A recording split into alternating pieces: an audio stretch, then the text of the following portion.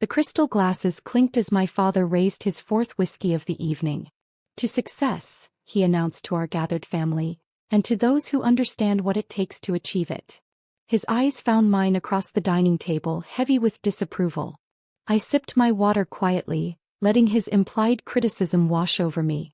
In their eyes, I was Oliver Bennett, the family disappointment, the black sheep who couldn't hold down a proper job. If they only knew I'd spent the morning in a secure conference room with the Bank of England's governors, finalizing the economic recovery plan that would save our nation from the brink of financial collapse. Still between jobs, Oliver? Uncle Richard called out, not bothering to hide his smirk. What's it been now, 6 months? 8. My sister Margaret corrected, adjusting her Cartier watch, a gift from her investment banker husband. Though I'm not sure we can count those odd consulting jobs he claims to have. I smiled politely, cutting into my beef Wellington. The odd consulting jobs, they mocked, had actually prevented 3 major banks from collapse and restructured our country's entire foreign debt strategy. But they didn't need to know that. Not yet. I'm managing, I said simply. My father scoffed. Managing to waste that Oxford education, you mean? Your brother James runs our family's investment firm. Margaret's husband is a partner at Goldman Sachs. And you drift between temporary positions like a lost ship. The irony was almost painful. While they saw a directionless 35-year-old who couldn't commit to a career, the Prime Minister had my private number on speed dial. My economic models had become the foundation for the country's post-crisis recovery strategy. But my security clearance meant maintaining absolute secrecy, even from family. Speaking of success, my mother chimed in. Did you all see the news about the mysterious economic advisor who's been revolutionizing our fiscal policy? They say he's single-handedly prevented a recession. I took another sip of water, remembering the headlines she was referencing. The press had dubbed me the shadow economist, the unnamed architect behind the country's most ambitious financial reforms in decades. Probably some senior civil servant with actual credentials, James said, shooting me a pointed look. Someone who understands commitment and hard work. My phone buzzed quietly in my pocket. A text from Sarah, my direct line to the Prime Minister's office. Emergency meeting. 10 p.m. The situation in Brussels needs your immediate attention. Excuse me, I said, standing from the table. I need to take care of something. Of course you do, my father muttered. Always running away from responsibility. If he only knew I was running toward preventing an international financial crisis. In my car, I quickly changed from my deliberately casual dinner clothes into a tailored suit I kept ready for emergency meetings. Within 20 minutes, I was being ushered through the back entrance of 10 Downing Street, where the Prime Minister and his core team awaited. Oliver, the PM greeted me, his face grave. The EU Central Bank is wavering on our proposed stability measures. We need your magic. For the next 4 hours, I reworked financial models and negotiated with Brussels via secure video link. By 2 a.m., we'd prevented a potential economic catastrophe that would have decimated the European markets. Brilliant work as always, the PM said as we wrapped up. I don't know what this country would do without you. I thought of my family's dinner table, of their dismissive looks and cutting remarks. Just doing my job, sir. The next morning, I arrived at my modest flat. The one my family believed I could barely afford, just as my sister Margaret was calling. Mom and Dad are worried sick, she started without preamble. You disappeared from dinner without explanation. Do you ever think about anyone but yourself? I glanced at the morning papers spread across my desk, each featuring headlines about the averted financial crisis. Crisis that no one knew I'd helped prevent. Sorry, I said. Something came up. She sighed dramatically. Something always comes up with you, Oliver. The family's annual charity gala is next week. Try to at least pretend to be responsible for one evening. The charity gala. The event where London's elite gathered to network and show off their success. My family had been hosting it for generations, each year using it as another opportunity to highlight the contrast between their achievements and my apparent failures. What they didn't know was that this year would be different. The Prime Minister had insisted on attending personally, not for them but for me. After years of working in the shadows, he'd decided it was time for the shadow economist to step into the light. I'll be there, I promised Margaret. Wouldn't miss it for the world. After she hung up, I turned to my secure laptop, reviewing the latest economic projections. The recovery plan I'd designed was working better than anyone had anticipated. The pound was strengthening, employment rates were climbing, and foreign investment was flooding back into the country. My phone buzzed again. This time a message from the Bank of England's governor. The numbers are extraordinary. The PM is right. It's time people knew who's really been saving this economy. I walked to my window watching the city wake up. The same city I'd helped pull back from the edge of economic disaster. For years I'd let my family believe I was lost, unfocused, unsuccessful. I'd endured their judgment, their disappointment, their constant comparisons. But in 1 week at their precious charity gala, everything would change. The Prime Minister himself would reveal that the mysterious economic advisor, the financial genius they'd been reading about in the papers, was none other than their disappointing son. My father's words echoed in my head. The black sheep who can't hold a job. I smiled, thinking of the speech the PM had prepared for the gala. Sometimes being the black sheep just means you're playing a different game entirely. The week before the gala crawled by with excruciating slowness. Every family dinner, every condescending phone call, every well-meaning suggestion about entry-level positions felt like another weight added to a spring being compressed, just waiting to release. I was in my real office, a secure floor in Whitehall that officially didn't exist, when James called. "Father insists you wear something presentable to the gala," he said without greeting. "He's arranged for you to borrow one of my old suits. Can't have you showing up in whatever bargain bin outfit you're wearing these days." I glanced down at my bespoke Tom Ford suit, worth more than James's monthly salary. "That's thoughtful of him. And try not to mention your consulting work to any of the guests. These are serious people, Oliver. Board members, CEOs, actual economic advisors." Through my office window, I could see the Bank of England building where, just hours ago, I'd presented my latest financial strategy to its governing board. I'll keep that in mind. Good. Oh, and apparently the Prime Minister might make an appearance. Try to make yourself scarce during that part. Last thing we need is you embarrassing the family in front of the PM. I ended the call, turning back to the multiple screens displaying real-time global market data. Sarah, my liaison with the PM's office, walked in with fresh intelligence reports. "Your family still doesn't suspect anything?" she asked, having witnessed countless similar calls over the years. "They see what they expect to see," I replied, reviewing the documents. "Though that's about to change rather dramatically." She smiled. "The PM's quite excited about the reveal. He's even moved some international calls around to ensure he can make a proper entrance." That afternoon I had another family obligation. Tea with my mother and her social circle. I arrived deliberately 10 minutes late to her favorite private club, wearing a slightly rumpled shirt and scuffed shoes, the costume of unsuccessful offspring I'd perfected over years. "Oh, Oliver," my mother sighed as I sat down. "Couldn't you have at least ironed your shirt?" Her friends exchanged knowing looks.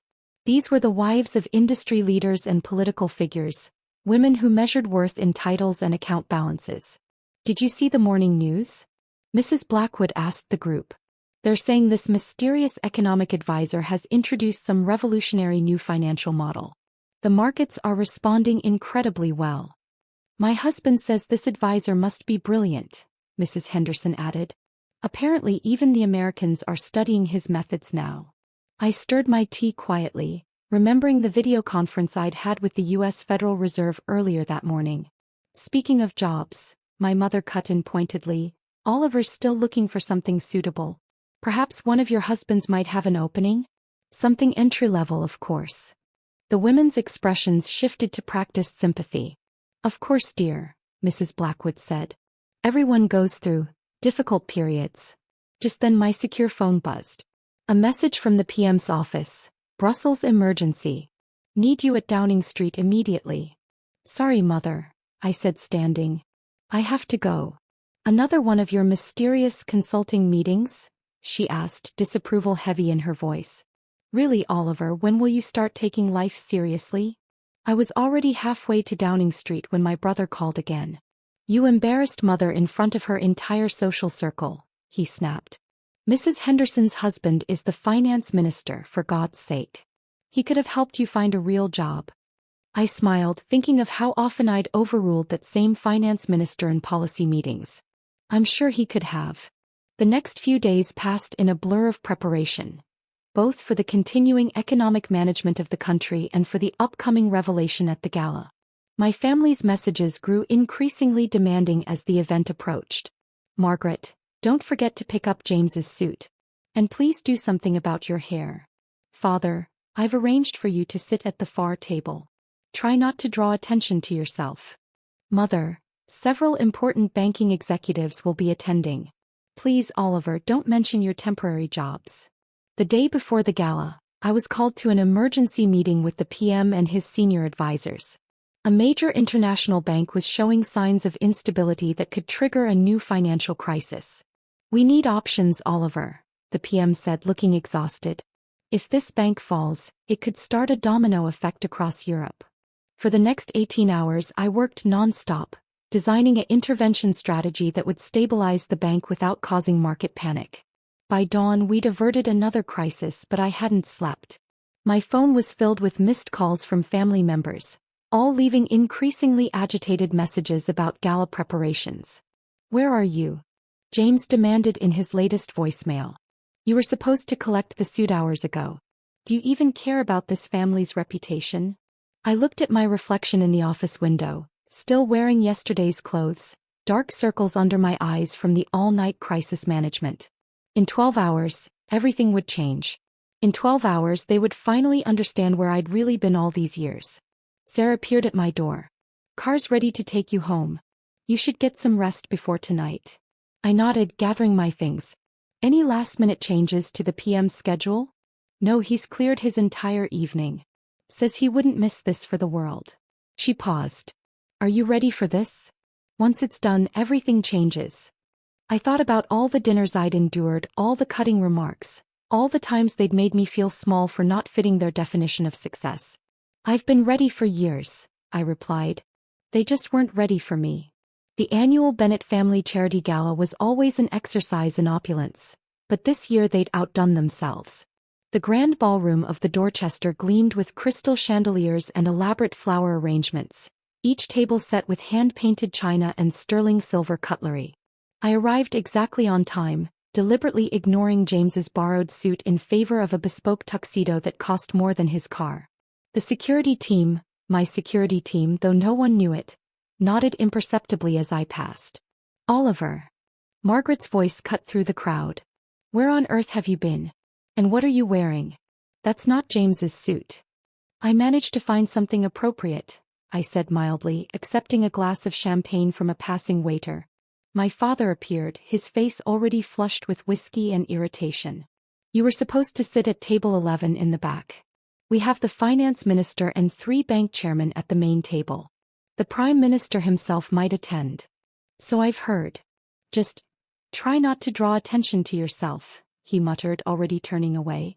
And for God's sake, don't mention your unemployment to anyone. I checked my phone. A message from Sarah. PM en route. ETA 15 minutes. Ready when you are. The ballroom filled quickly with London's elite, banking executives, political figures, industrial titans. I watched as my family worked the room, my father bragging about James's latest business acquisition, my mother showcasing Margaret's charity work. Did you hear? Mrs. Henderson whispered loudly to her group, not bothering to lower her voice as I passed. They say the shadow economist will be revealed tonight. Apparently he's been working directly with the PM all this time. Brilliant man by all accounts, her husband, the finance minister, added. Completely revolutionized our economic approach. Saved us from certain recession. I hid my smile behind my champagne glass, remembering how vigorously he'd opposed my strategies until the PM had forced him to accept them. At precisely 8:30, a ripple of excitement moved through the crowd. The Prime Minister had arrived. I watched my father practically trip over himself rushing to greet him, James and Margaret close behind. My mother beamed with pride as the PM shook their hands, clearly believing this moment was about their family's importance. Ladies and gentlemen, the PM's aide announced, the Prime Minister would like to say a few words. The room hushed. My family preened, positioned prominently near the stage. Thank you all for having me tonight. the PM began. As many of you know, our nation has faced unprecedented economic challenges in recent years. We've weathered potential recessions, international banking crises, and market instabilities that could have devastated our economy. My father nodded sagely as though he'd had anything to do with it. But thanks to one person, one brilliant economic mind, we've not only survived these challenges, we've emerged stronger. You've all heard of him in the press. The shadow economist, they call him. The mystery advisor who rebuilt our financial strategy from the ground up. The room was completely silent now, every eye fixed on the Prime Minister. Tonight I'm finally able to reveal his identity. To thank him properly for his service to our nation. The PM's eyes found mine across the room. Oliver, would you join me up here? The silence turned electric. My father's cigar dropped from his fingers. Margaret's champagne glass slipped from her hand, shattering on the marble floor. James looked like he'd been struck. I walked to the stage, each step echoing in the stunned quiet. As I reached the PM, he pulled me into a warm embrace. "Thank you," he whispered, loud enough for the microphone to catch, "for saving our country's economy." The room erupted in gasps and murmurs. My mother had to sit down, her legs seemingly unable to support her. "For the past 5 years," the PM continued, "Oliver Bennett has been our chief economic advisor, working at the highest levels of government. His financial models have been adopted by countries across Europe. His crisis management strategies are being taught at Harvard and Oxford. While working in complete secrecy for national security reasons, he has literally reshaped the future of our nation's economy." I stepped to the microphone, my voice calm and clear. "Thank you, Prime Minister. Though I must admit, maintaining that secrecy was made easier by certain preconceptions about my career path." My father's face had turned an interesting shade of purple. James was frantically Googling on his phone, presumably finding all the news articles about the shadow economist that he'd previously ignored. "Oliver," the finance minister called out, his previous condescension replaced with desperate recognition, "all those meetings you missed, those unexplained absences, were spent in Whitehall," I finished for him, "usually overruling your more conservative policies." The room tittered nervously. My mother had started fanning herself with a napkin. "In fact," I continued, "that emergency last night? The one that kept me from picking up the borrowed suit? That was me preventing a major international bank, one that some of you represent, from collapsing this morning. You're welcome, by the way." The PM smiled broadly. "Thanks to Oliver's work, we're now entering our strongest economic period in decades. The banking reforms he designed have become a model for financial systems worldwide." "The consulting jobs," Margaret whispered, loud enough to carry. "The mysterious meetings. Were usually with heads of state, yes," I nodded. Though I did enjoy hearing everyone's helpful suggestions about entry-level positions. The rest of the evening passed in a blur of revelations. Every major financial figure in the room had been affected by my policies, had read my papers, published under a pseudonym, had implemented my strategies.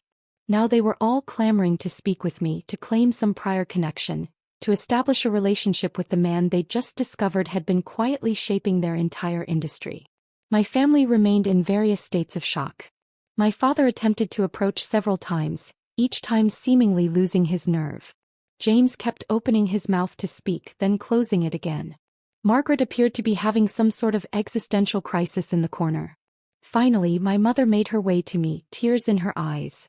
"Oliver, we had no idea." "That was rather the point, Mother." "But why? Why let us believe?" I turned to face her fully. "Because you all needed to believe you knew exactly who I was and what I was capable of. It made my work possible. And if I'm being honest, it made tonight infinitely more satisfying." As the evening wound down, the PM pulled me aside one last time. "You know, you could have told them years ago. I would have authorized it." I watched my family huddled together, still trying to process the evening's revelations. "Some lessons are better learned dramatically," I replied. "Besides, they never asked. They were so convinced they knew who I was, they never bothered to actually find out." Later that night, as I prepared to leave, my father finally found his voice. "Son, we've been so wrong about you." I straightened my perfectly tailored tuxedo. "No, Father, you've been exactly right about one thing.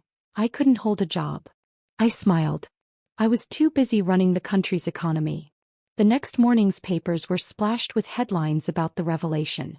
My phone was flooded with messages from family members, ranging from apologetic to sycophantic. But I was already back at work, focused on the actual business of managing a nation's financial future. Because that's the thing about being the black sheep. Sometimes you're not lost at all. Sometimes you're just operating on a completely different level, one that the rest of the flock can't even see until it's suddenly dramatically revealed. And sometimes, just sometimes, the black sheep turns out to be the one leading them all along.